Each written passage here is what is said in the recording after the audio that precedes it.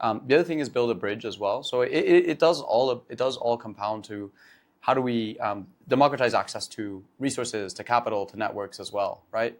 Defensiveness is sort of taken into account when you think about the notion and the premise of, okay, given that there are these corrupt governance structures and financial systems that are really extractive and so forth, how do we respond to that, right? And how do we prepare ourselves in a world where we'll have to deal with these power structures kind of coming back to push up against us, right?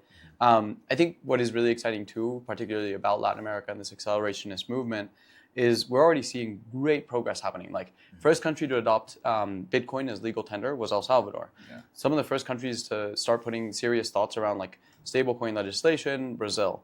Argentina, there is a really high percentage of the people in the country there that use crypto. Venezuela as well. Mexico, there are $65 billion in remittances in Mexico every year from the US to Mexico.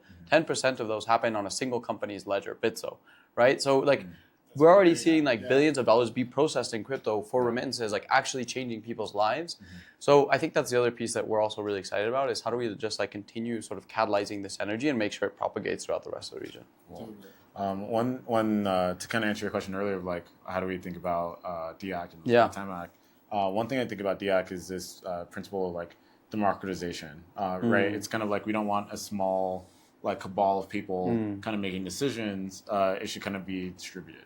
And I think about that with technology. Today, there's kind of like this almost like, I don't know, modern version of like digital like colonization, right? Where like a lot of the value is like in San Francisco, right? Like maybe using an Android device in Guatemala, right?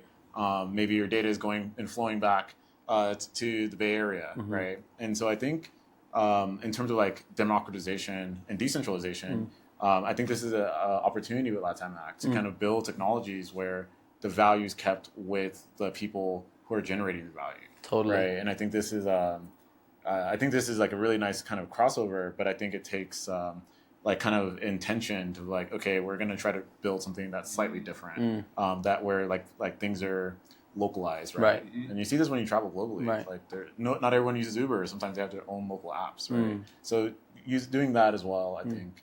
It's kind of something that comes to mind. Yeah, I think it's super. I mean, it's super important. Like, we don't want to be net importers of technology. Like, we actually want to be exporters, right? Yeah, sure. Because